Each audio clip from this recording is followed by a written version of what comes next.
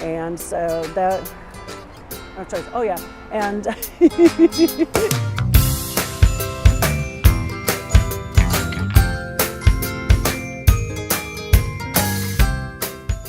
well, my name's Holly Bourne, and I'm a reviewer and inspector for QAI, and my specialty is livestock. So I'd like to talk a little bit today about understanding healthcare for organic livestock. For organic livestock, the foundation of healthcare is always going to be prevention. We ask producers to describe in their organic system plan what their plan is for preventing illness in their animals. Things like sanitation, not crowding the animals, providing them a good diet, opportunity to exercise. Pretty much everything that would make a human healthy will also make an animal healthy. And a very important part of that prevention plan is the use of vaccines to prevent illness. And vaccines are allowed under the National Organic Standards. But sometimes the best plans can still fail and the animal may still get ill.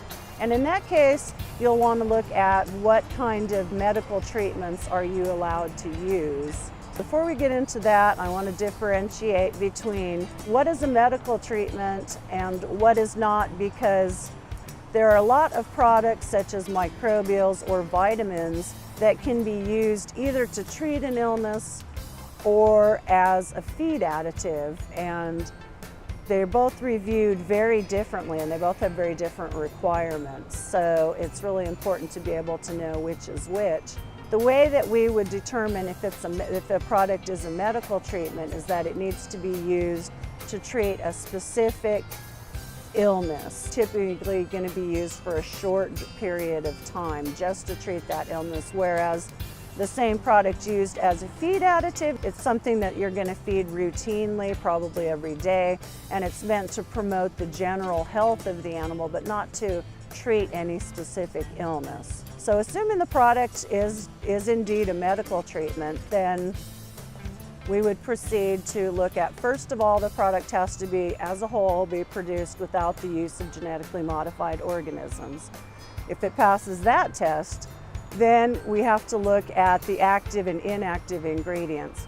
Now, the active ingredients, they have to either be an approved non-synthetic material, or they have to be an approved synthetic material, which appears on the National Organic Standards at 205, 603.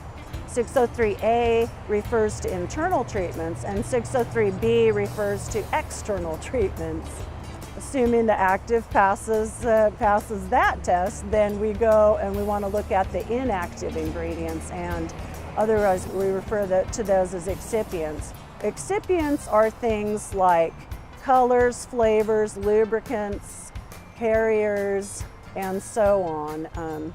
And to be able for the excipients to qualify, they need to be approved by the FDA either as generally recognized as safe, as a food additive, either a direct or indirect food additive, or approved by the FDA as a new animal drug application or a new drug application. There are some times when even the use of approved synthetic medications, as we've discussed, is still not enough to get the animal back to health. And in that case, the National Organic Standards require that any needed treatment be given to restore the animal to health. And so there are pretty much treatments that are going to be prohibited, is everything that doesn't meet the criteria that we just talked about.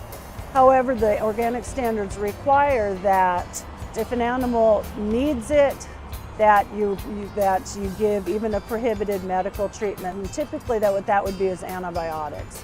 And that will knock the animal out of organic status. However, you're not allowed to withhold any needed treatment just to keep the animal organic. You need to do whatever you need to do to get that animal back healthy and good condition, and if it's received antibiotics or prohibited treatment, then typically it would need to leave your organic herd or flock. But the main thing to remember is that always, your health, the livestock come first,